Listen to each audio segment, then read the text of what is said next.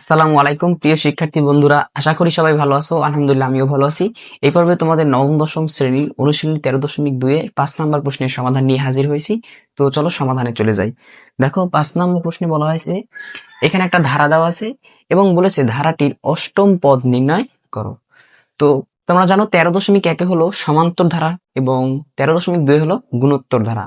তো আমরা এখন এই অঙ্কটা সলভ করবো। দেখো ভাই, এই ধারা থেকে আমরা ধারার প্রথম পদ কি পাই বলো? আমরা ধারার প্রথম পদকে মনে করি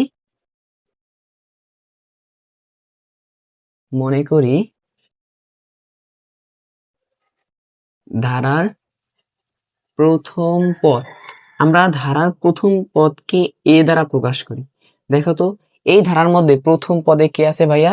64। তাই আমি এর ভ্যালু এখান থেকে পাই 64।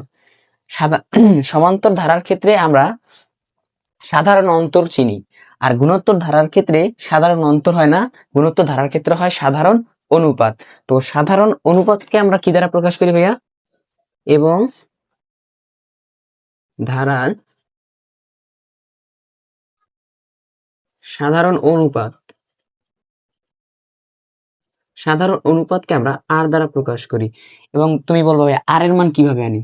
ভাইয়া ডি সাধারণ অন্তর ডি এর মান হলো দ্বিতীয় পদ থেকে প্রথম পদ বিয়োগ করে, কিন্তু আর এর মান সাধারণ অনুপাত এটা হয় দ্বিতীয় পদ থেকে প্রথম পদ ভাগ করে। তাহলে দ্বিতীয় পদ কে আছে ভাইয়া?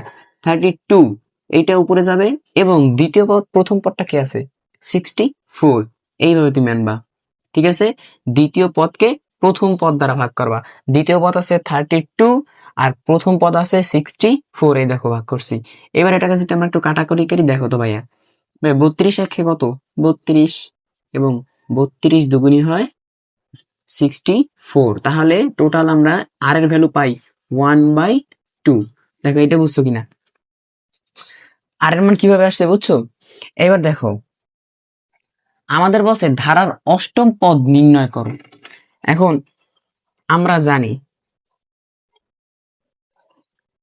আমরা আমরা জানি যে গুণোত্তর ধারার এনতম পদ, ধারার এনতম পদ, গুণোত্তর ধারার এনতম পদ হলো, দেখো ভাইয়া, এ আর পাওয়ার n-1। এটা হলো ধারার এনতম পদ।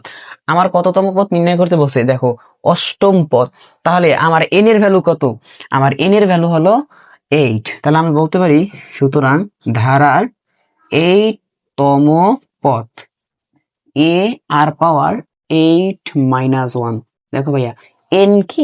এন হলো পদ সংখ্যা, তোমারে বলছে অষ্টম পদ নির্ণয় করতে, তাই আমি এন এর স্থলে 8 লিখছি। এখন তুমি এ এবং আর এর ভ্যালু বসিয়ে দাও। এর ভ্যালু কত? এর ভ্যালু হলো 64, তাই আমি এর স্থলে লিখলাম 64। এইবার গুণ। অনেকে বলবে গুণ আসলে কোথা থেকে? ভাইয়া এ এবং আর এর মাঝে গুণ আছে, তাই আমি গুণ দিলাম। এবার দেখো আর এর মানটা বসাই। আর এর মান কত বলো? আর এর মান হলো 1/2, তাই আমি এই আর এর স্থলে লিখলাম 1/2। এর উপরে পাওয়ার আছে, আর এর উপরে পাওয়ার কত? 8-1। তো 8-1 হলো 7, তাই আমি এই 1/2 এর উপরে দিয়ে দিলাম 7। বলো এটুকু বুঝছো কিনা? দেখো আর এর ভ্যালু কত? 1/2, তাই আর এর স্থলে আসছে 1/2। 8 থেকে 1 বিয়োগ হলে থাকে কত? 7। এখন তুমি এটুকু ক্যালকুলেশন করো। ক্যালকুলেশনটা যদি আমি এখানে করি, দেখো ভাইয়া, আচ্ছা এখানে করি, দেখো ছোট করে এখানে করি। দেখো কি আছে ভাইয়া? 64। 64 ইন্টু এই যে 7টা যদি 1 এর উপরে পড়ে, পাওয়ার 7 1 এর পরে, 1 কে তুমি যাই করো তাহলে 1ই হয়, ঠিক আছে? 1 কে পাওয়ার 7 করো তাহলে 1ই হয়। আবার এই 7টা যদি 2 এর উপরে পড়ে, দেখো এবার তুমি 2 কে পাওয়ার 7 করো, দেখো কত হয় ভাইয়া?